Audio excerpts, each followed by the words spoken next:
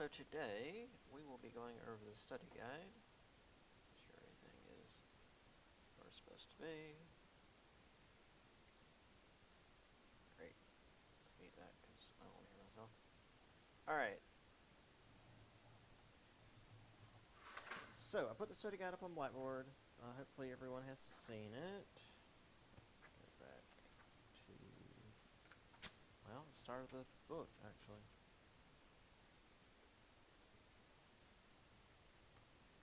Okay.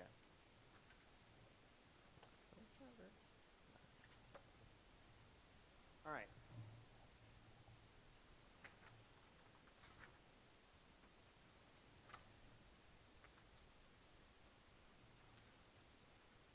So let me see. That's it.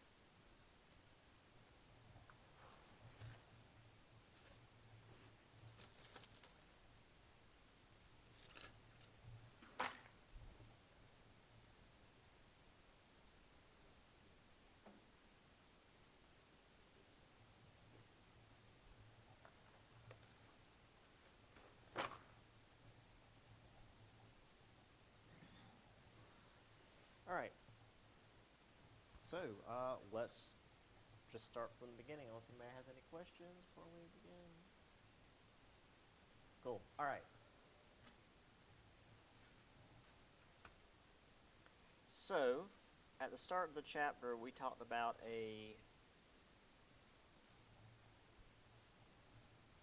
well, I'll just read it out of the test.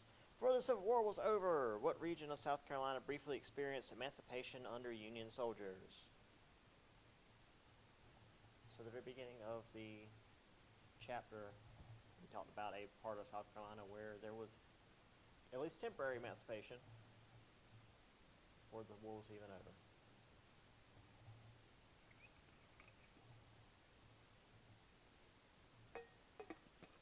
Where was that?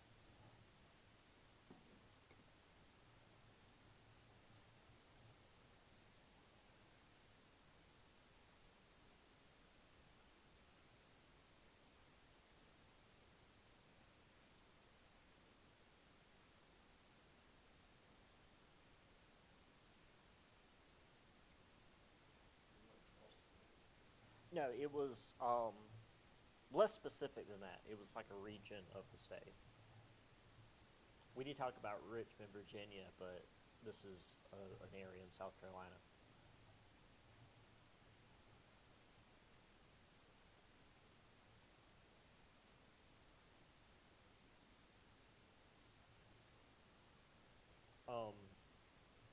I should have reposted the PowerPoints on Blackboard at the bottom of the folder without any images, so you should be able to more easily look them over.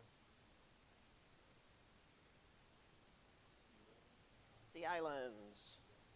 Yeah, the barrier islands off the coast. So, Sea islands, yep. I'm going to type that out. Yeah, the Sea islands here in South Carolina. All right. Let's go on to the next one.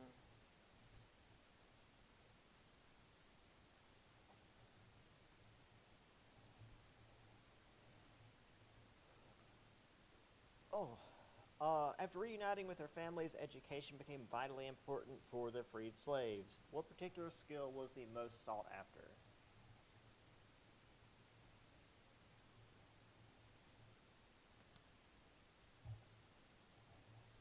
When it came to education, what did they feel was most important? Reading. That's pretty important overall. Okay, also, what was the name for the federal agency formed to aid ex-slaves financially and legally? Yes, Freedmen's Bureau. Very good.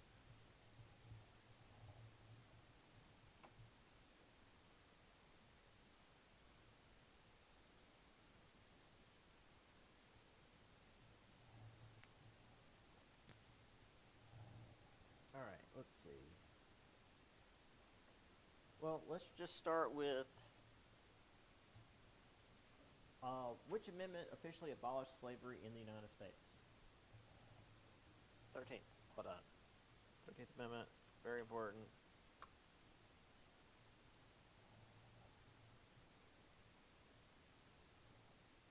Okay, and the rest of that is the next chapter, so we can move back over here. Along with the acceptance of the 13th Amendment, abolition of slavery, what percentage of the electorate in the South had to swear an oath of allegiance to the United States in order to rejoin the Union, at least under Lincoln's plan? So what percentage of the electorate had to swear an oath of allegiance under Lincoln's plan? 10%. Yes, Lincoln was the one with the 10% plan.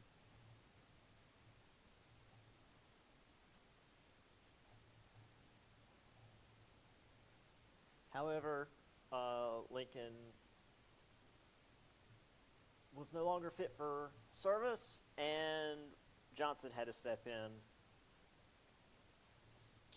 So, some stuff on Johnson. For Andrew Johnson, what was the real enemy in the South? What did he find as the real problem to deal with?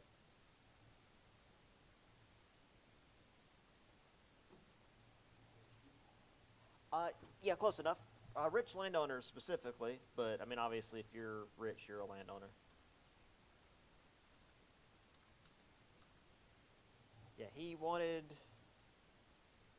felt like they were the problem in the South. Slavery was just like a tool that they used.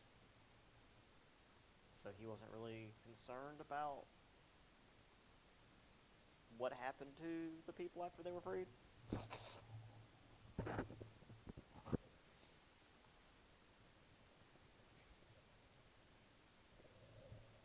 So, following emancipation, but before the newly freed slaves could be made citizens, what was the name for laws passed in the South which restricted African Americans' right to vote, bear arms, and intermarry?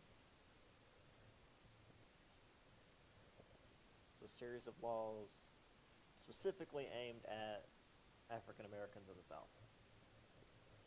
What's that? That's later. This is right after World War. This is right after the Civil War.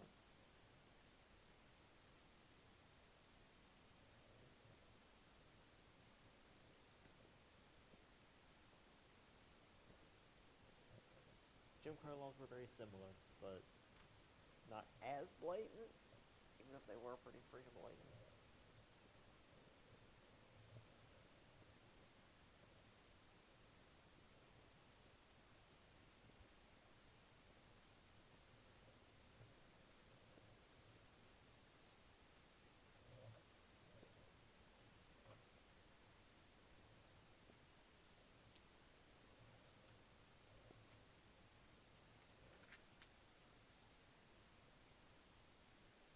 Yeah, it's under Johnson's Reconstruction.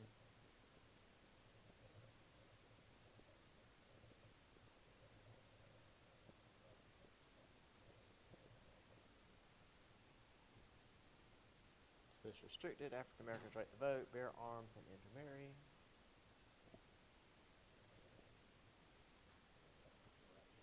Yes. The Black Codes. Because again, it was just real blatant.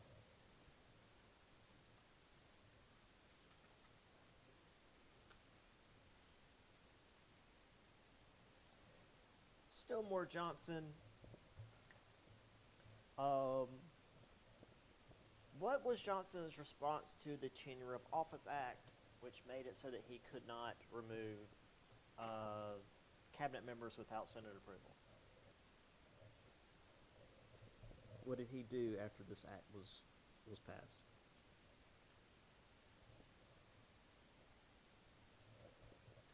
Or I guess I should say, how did he respond to it?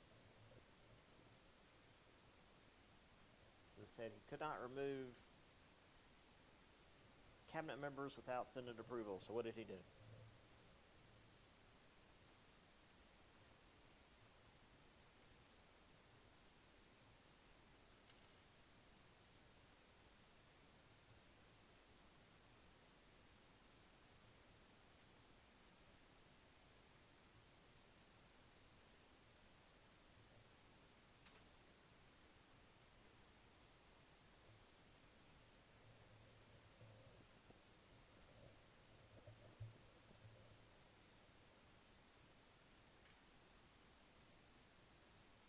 I guess to put it more simply, did he obey the Tenure of Office Act or not? He did not. He completely ignored it.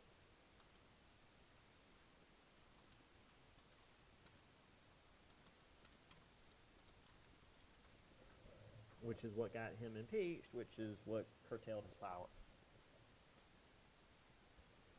So while this is, in a vacuum, pretty boring, it was important for not just Johnson, but presidents going forward, and really until Teddy Roosevelt. So for several decades after, the president had very little power because of Johnson's actions.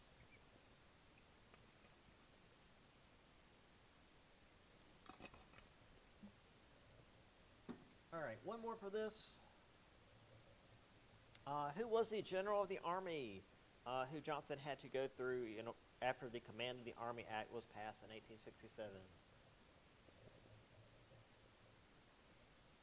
Who was in charge of the Union Army?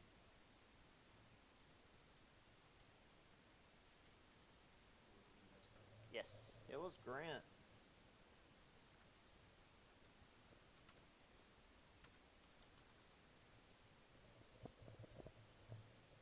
Who was not on board with Johnson just ignoring most of the Reconstruction work, so was able to keep things a bit more on track. All right. Let's see.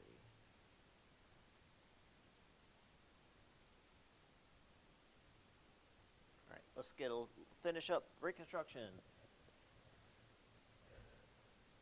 Once Reconstruction got underway properly, two groups of whites in control of the South first were seen as traitors who were Republicans in the South and opposed opposed secession. I can't speak. What was another name for this group? This was a group of Southern Republicans who opposed secession and were therefore seen as traitors by the ones who seceded from the Union.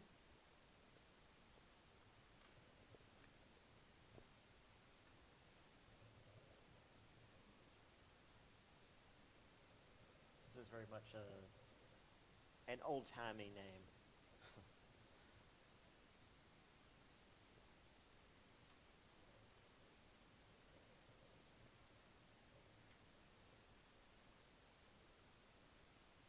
It's one you've definitely heard before, but probably not in this context. It's something you'd hear more in the Caribbean, probably.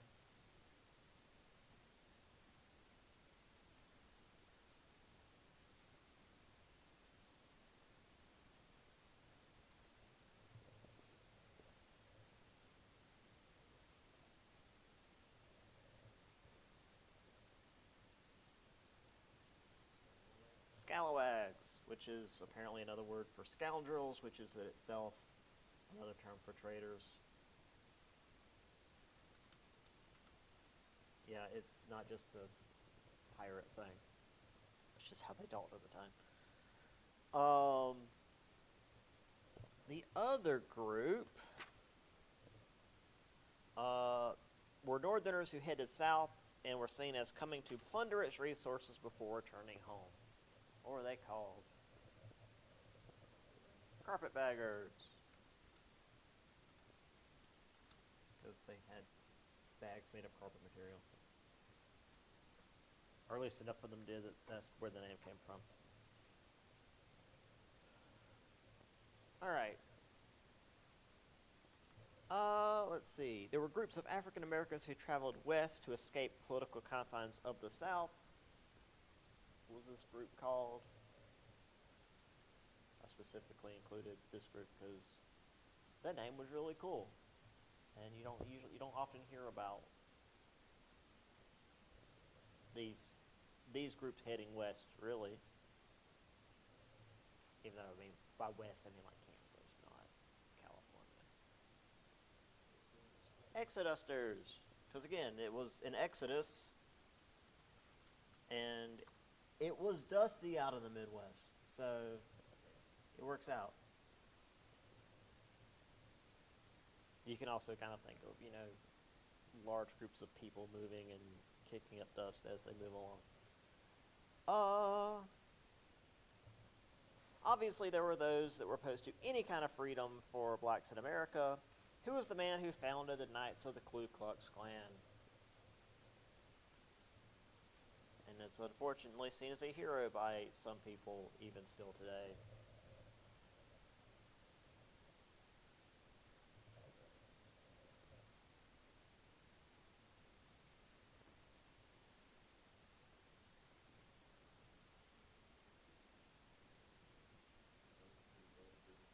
Nathan Forrest, yep.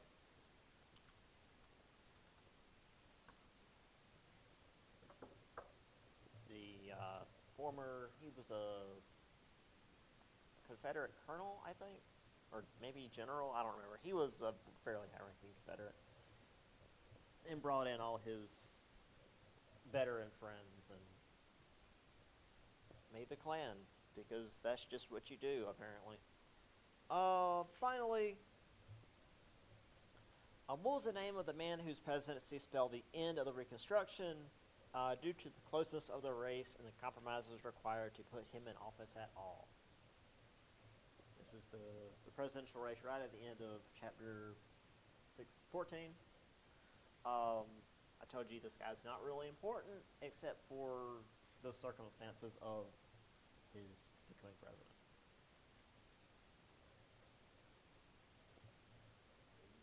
Hayes, yep.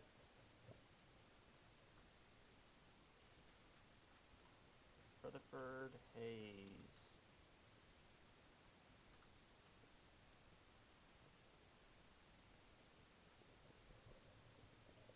All right, that's it for chapter 14. Let's get into westward expansion. All right, hopefully y'all were listening because I went over this multiple times. What was the most important investment when it came to westward expansion?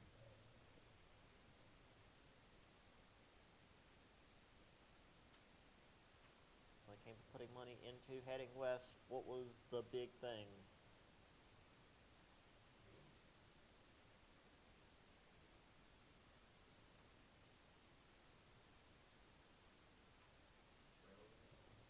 It's always railroads. Railroads. Railroads were super important in westward expansion, especially with the transcontinental and being able to get people westward more quickly. And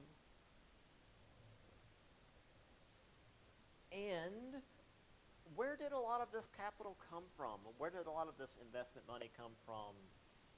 Not just for building railroads, but mostly for building railroads.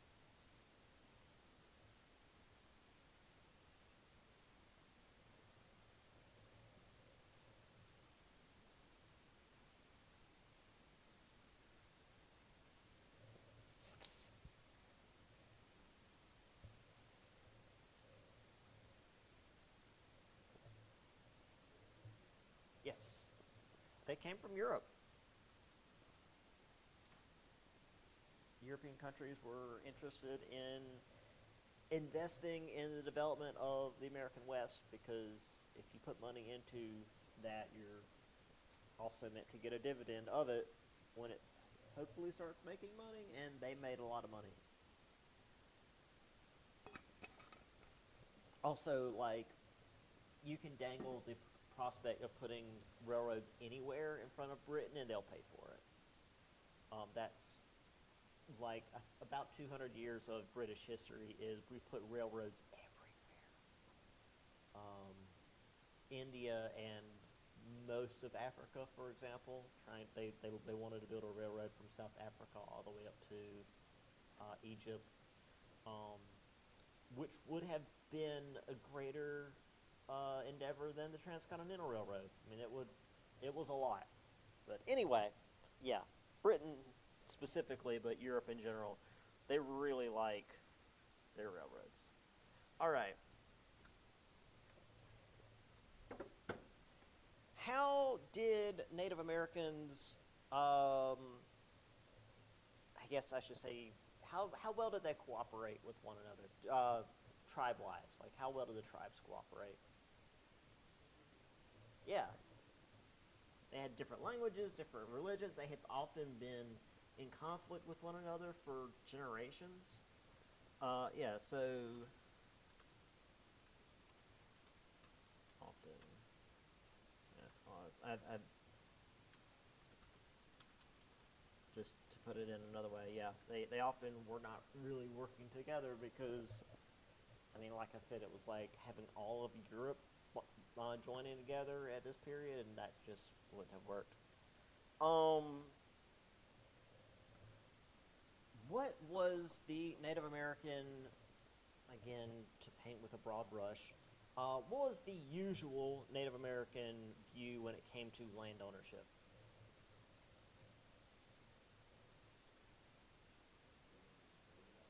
Yeah, it was communal.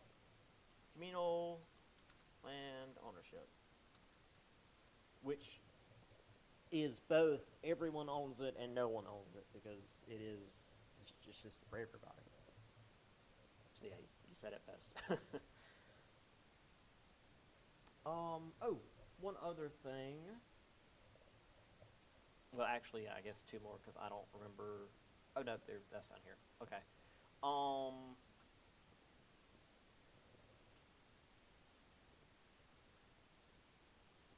right. More than any other, what animal was vitally important to Native Americans in the West? Yeah. Technically, if you want to get pedantic, bison, but buffalo is completely acceptable. Because technically, apparently, buffalo are like water buffalo in Asia, not what we have. It's a different thing, but whatever. We didn't name them. It was the Europeans that did all that. Um. All right, I think that's it for that because the next one, yeah. Do. All right. Uh, After the massacre at Sand Creek, what U.S. colonel made his famous last stand at the Battle of Little Bighorn?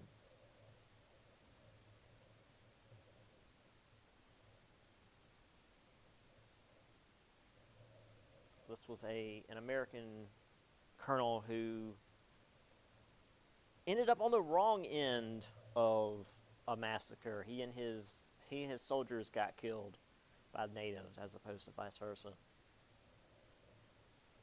because they were actually armed.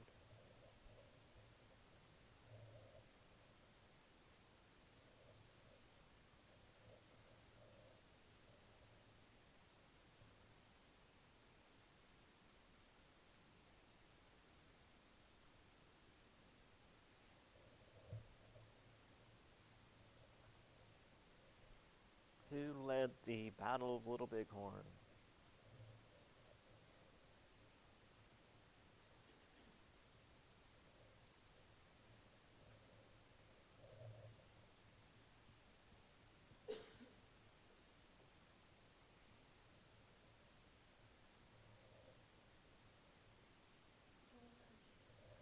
Yes, George Custer, also known as Custer's Last Stand.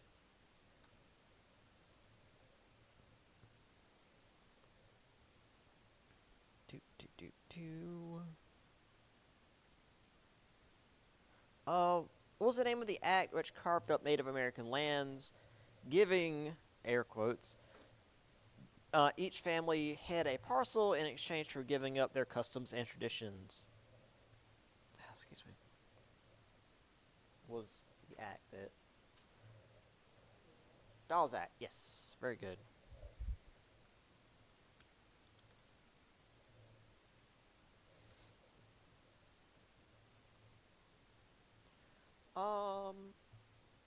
I don't remember exactly where this is in relation to the other stuff note-wise, but I know it's in here before we get to the next section. Um, what was the name given by Native Americans to African American soldiers who headed west to fight? This was a name for African American soldiers that Native Americans gave them. Buffalo Soldiers.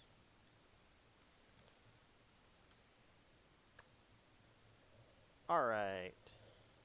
That's the presidential compromise. That's not what I want to, where I want to be. All right. One more for this section. I think that's one more for this section because I don't think. Yeah. Okay.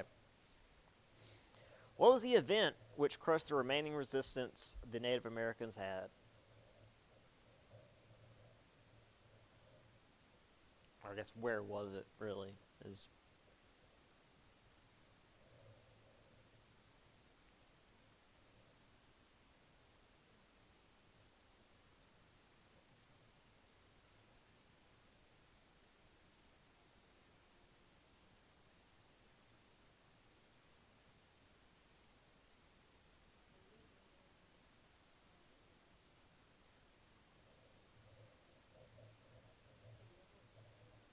no, it wasn't. It was a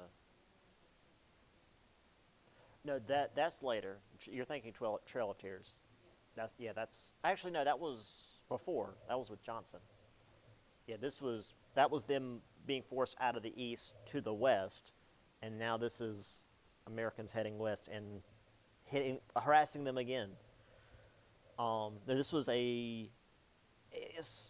it's, it was called a battle. It really wasn't because the natives weren't armed. What's that?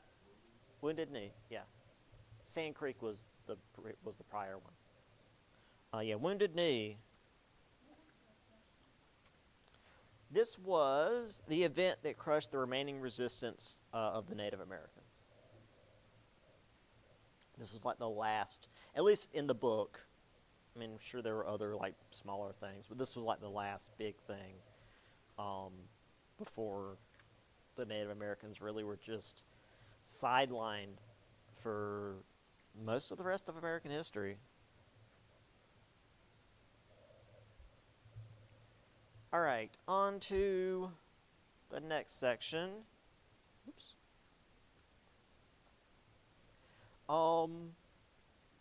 What was the event that sent white pioneers flocking west after 1848, much to the detriment of the Native Americans? Why were the whites heading west to begin with? Gold, yeah, gold rush. 1848, gold rush.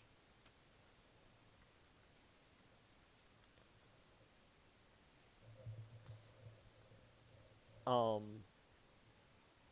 again, the year's not super important, but I'm always able to remember the year because there was an old episode of Scooby Doo where they were being chased by a prospector ghost, and Shaggy always called him the Minor 49er because by the time most of them got there it was 1849.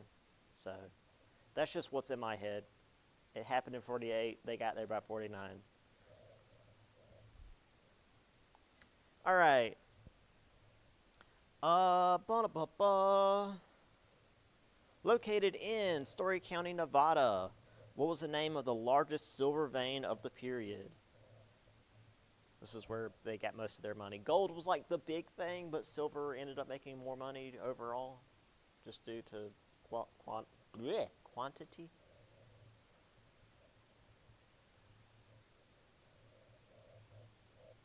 And this particular silver vein had a specific name.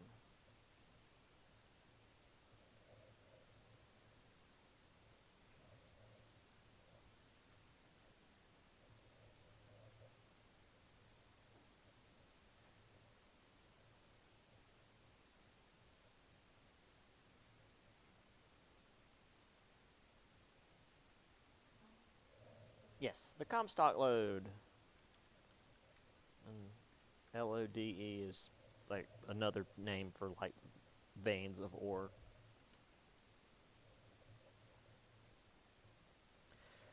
Let's see. According to the 1875 census for Story County, Nevada, what percentage of the population was female? Yeah, it was 50%. About half of the population in Story County, Nevada was women, which, again, isn't something you normally would think of for this period of history, but yeah, FYI. Which was a major help in actually settling down a lot of these towns, because men are going to go in and mine and then leave. That said, what was the most common occupation for said women when they headed west? Prostitution, yes. Was the single largest employer of women. Granted, they did other things, obviously, but that was the easiest way to make money, though also the most dangerous.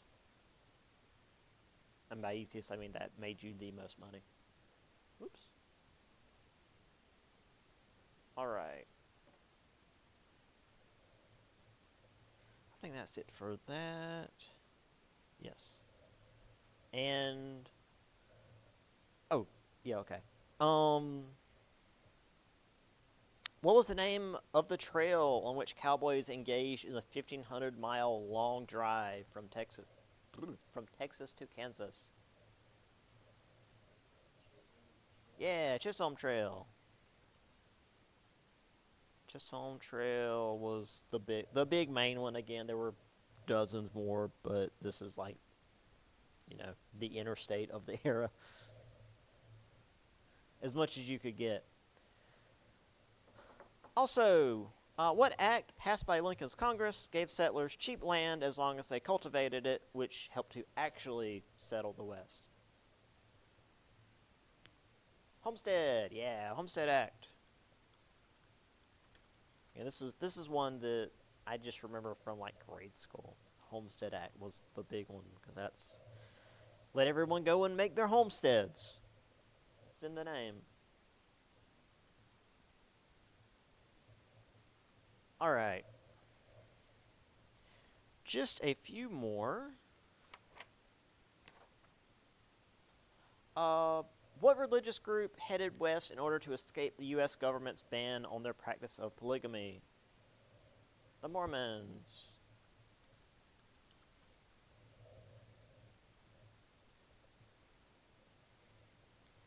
And one of the largest groups in the West was that of the Chinese immigrants. What was the name of the act which disallowed further immigration and even restricted the Chinese already in the United States from becoming citizens? So this restricted further immigration and made those in the U.S. unable to become citizens. Say that again? Yes, Chinese Exclusion Act.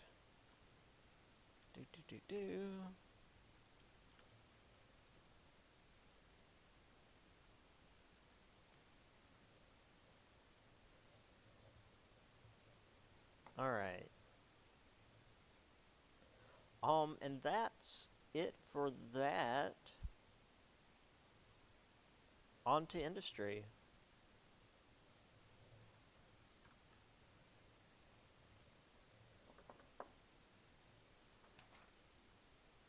Right. Okay. The Industrial Revolution began in Britain. However, what newly formed nation outproduced them, at least until the United States got involved and ended up making more than like the top 3 in Europe? Germany. Germany had a lot of good land for industry, and also its formation had a lot to do with industrialization, but that's another class. What industry was the most important in this so-called age of organization?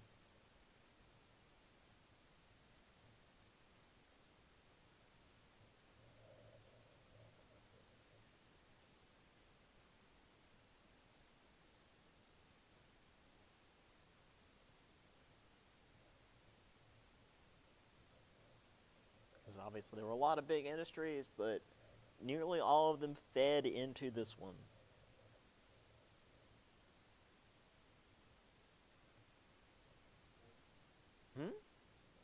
Nope, oil was used for this.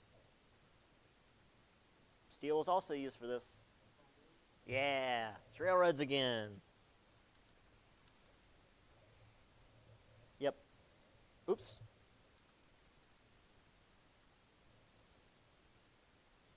My mistake. Railroads.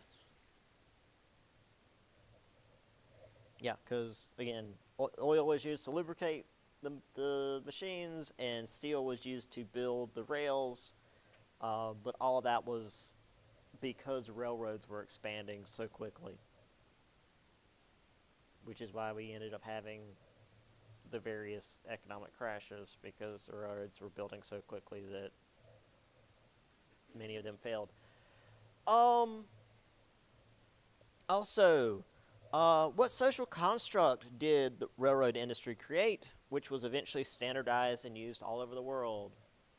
A social construct is an agreement among people that a thing exists, but it doesn't actually physically exist. Like state lines.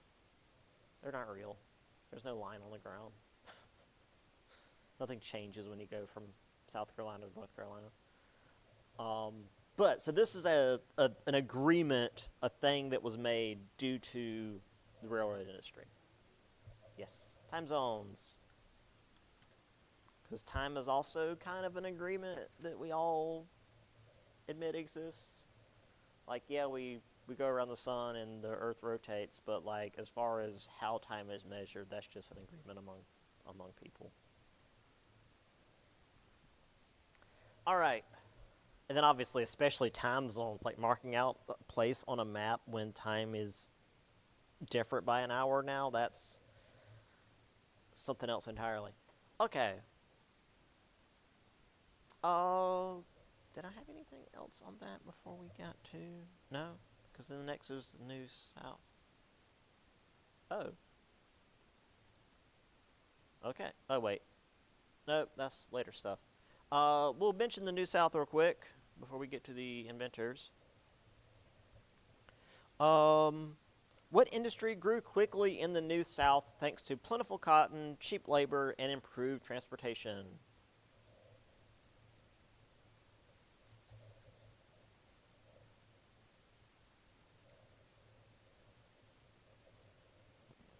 And we still have, I guess you could say, examples of this. They're certainly not in production anymore, but we have the remnants of this industry here in the South.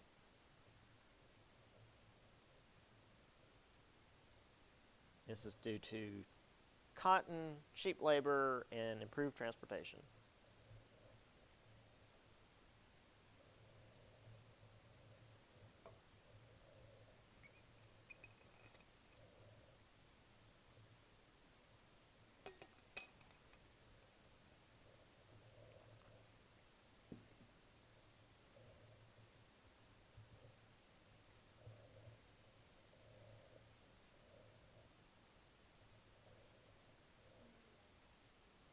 Yeah.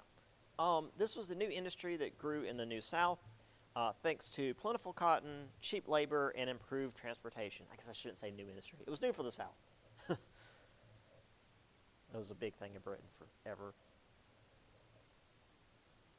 So this is industry that draws on cotton, cheap labor, and transportation. Well, transportation just makes it so you can get the stuff from place to place more easily.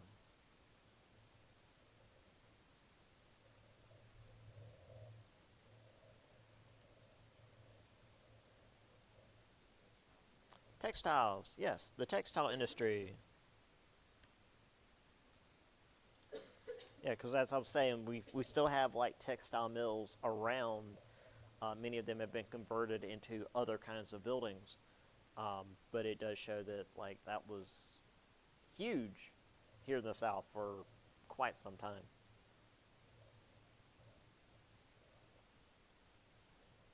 All right, now on to inventors. Only got two, so you're only going to need to remember two of these guys for this one. Who invented the telephone? Alexander Graham Bell. or got his patent to the patent office first. And who's the inventor that created an invention factory, churning out items like the phonograph, motion picture, and of course the light bulb? Edison. Yep.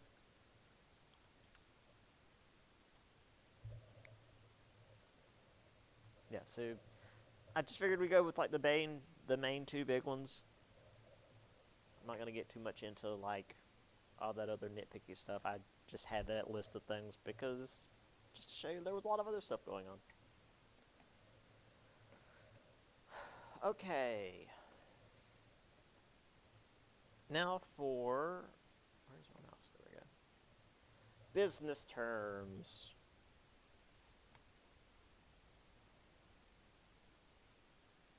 I missed one. Back up here. I apologize. I didn't flip over the page.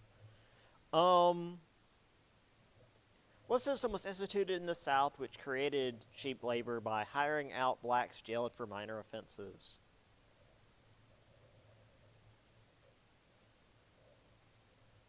What was this term for using prison labor, essentially? It had a specific term.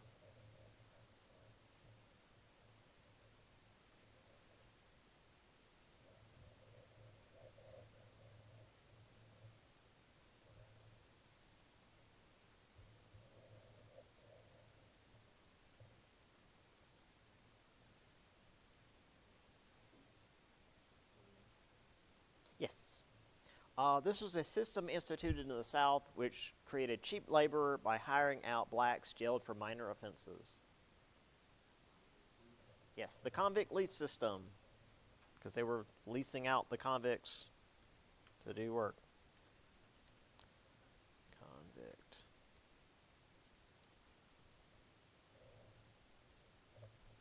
So that's where they got a lot of their cheap labor from. Okay, now on to business terms. All right, so there are a lot of strategies when it came to businesses in the late 19th century. What was the term for increasing the output of a product while lowering the cost of production? So reducing as many things as possible as cheaply as possible.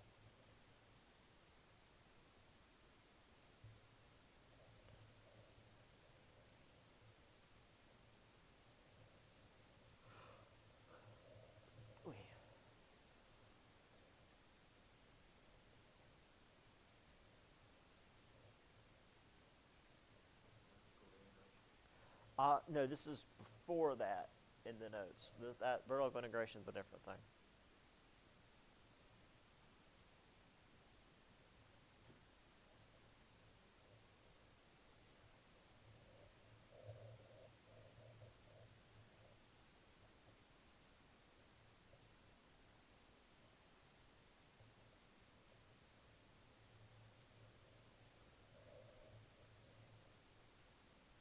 It doesn't sound like a technique or a strategy, the term. It sounds like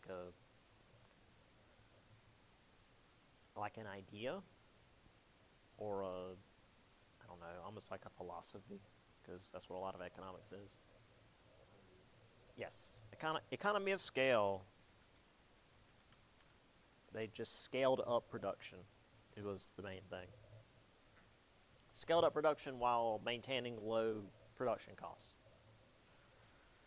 Let's see. What was the term for when a business tycoon would own everything related to his product, such as production of raw materials as well as the means to ship them?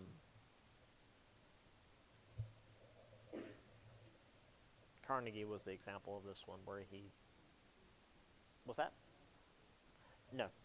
This is where you have the raw resources you need, the production itself, and then often even the transportation. That one's vertical integration.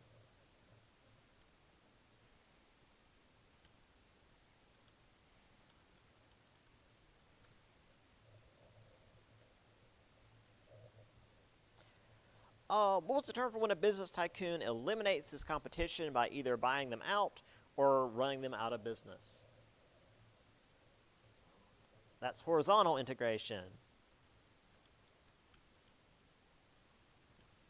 which that one is more closely a monopoly because you're taking over the entire market. With economy of scale, or not economy of scale, vertical integration, you're branching out from your market in order to make your production as cheap as possible, to make as much profit as possible. And a lot of times that will result in you owning most of the market because you're able to do things more cheaply and therefore run out your competition. But specifically, horizontal integration is running out your competition. That said, Rockefeller did a lot of the horizontal integration, and which again technically created a monopoly. So what business arrangement did he create to avoid having a monopoly and therefore getting in trouble? This was a specific business arrangement that technically broke up a business, but they all the people who ran the quote separate businesses all still met on the same board, and he was still in charge of that board.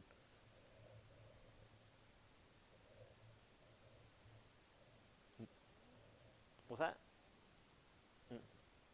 No, this is something that Teddy Roosevelt was famous for going after during his presidency. Oh.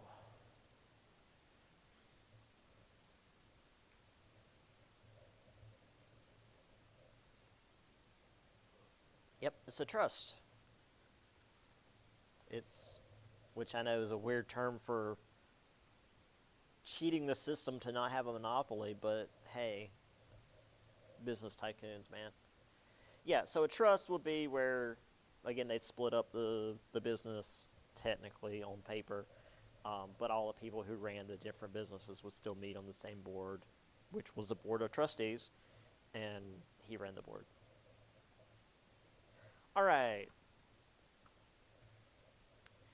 Oh, sorry, one more up here. This would technically go here as opposed to the next one. What sort of business, thanks to a Supreme Court ruling in 1886, was protected as a person by the system that was put in place by the 14th Amendment? So what type of business was considered a person and therefore protected by the law as opposed to the workers?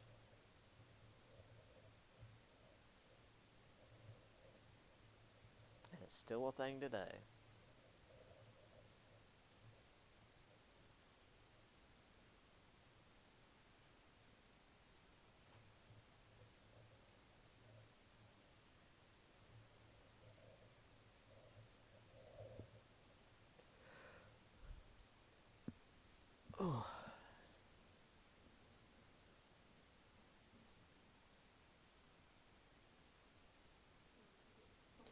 No problem. This is a type of business that, thanks to the Supreme Court ruling in 1886, was protected as a person by the system that was put in place by the 14th Amendment.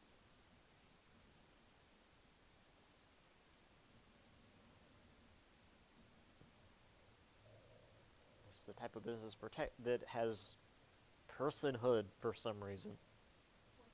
Yes, corporations. And I mean, corporations are so ubiquitous today that we just kind of equate that to big business, but that is a specific type of business arrangement, a corporation. All right. On to some individuals. Who wrote The Wealth of Nations in 1776, which spoke of the invisible hand of the market and the idea of laissez-faire? Adam Smith. I swear that's his name. It's not some placeholder. All right. Which business Which rich business tycoon wrote in the Gospel of Wealth that the rich should give back to the community, but in a sense of schools and libraries as opposed to charity? So this was the rich business tycoon that wrote the Gospel of Wealth, and was more about philanthropy than charity.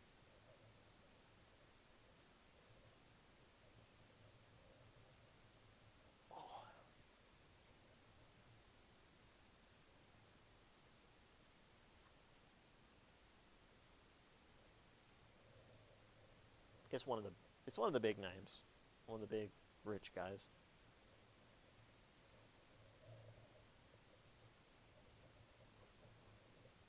No, Conwell was the pastor who wrote Acres of Diamonds, I believe, which was a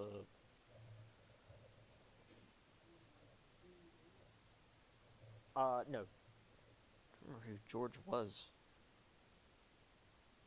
No, this was like one of the big. I'd argue one of the big three in terms of like business tycoons in the U.S.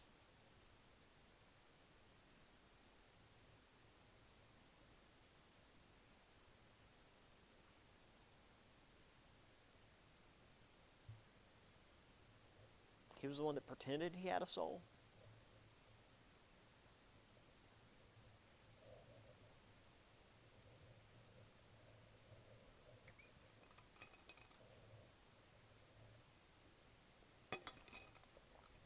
Gospel of Wealth. He also stated, "He who dies rich dies disgraced." I think, which that part didn't stick. Carnegie, Andrew Carnegie.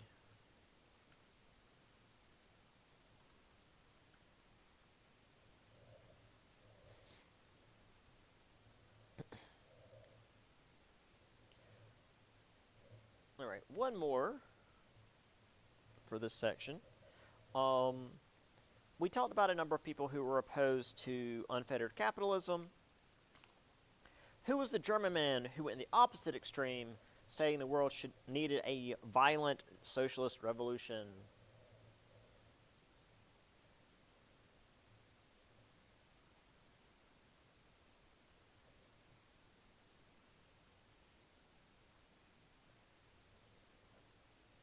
No, Lester Frank was far more moderate than this guy.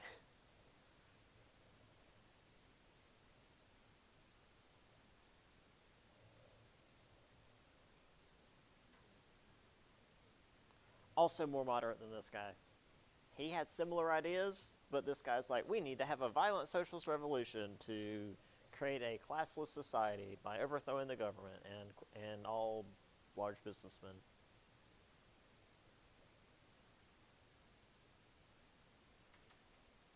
Karl Marx. Old Marx.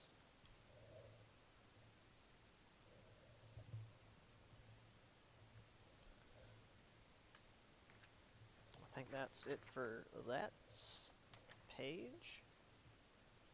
All right, we're almost done.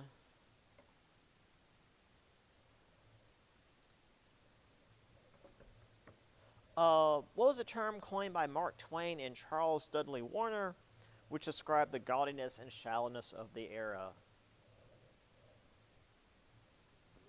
Gilded Age. Which just, again, that's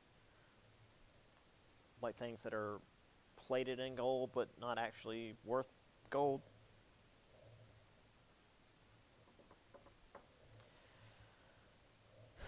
Which rich family built a summer home in the mountains of Asheville, North Carolina? Yeah, that was the name of the house. The name of the house is Biltmore. The Vanderbilts constructed it, or had it constructed.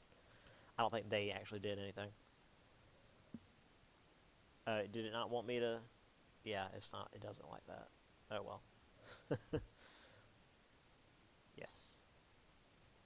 That's Biltmore. That one is multiple choice. If you know Biltmore, you'll know that. All right. Just a few more. What was the colloquial name for a series of laws passed in the South in the 1890s in order to restrict the vote of African Americans, using such things as poll taxes and a literacy test? It also was like legalized segregation, essentially.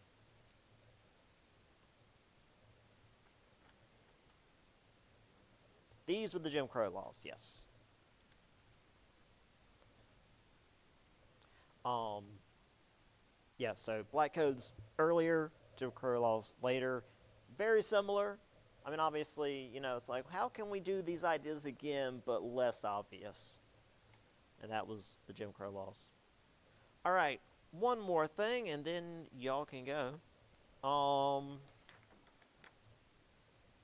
People had a poor opinion of congressmen. What did one cabinet officer compare congressmen to in 1869?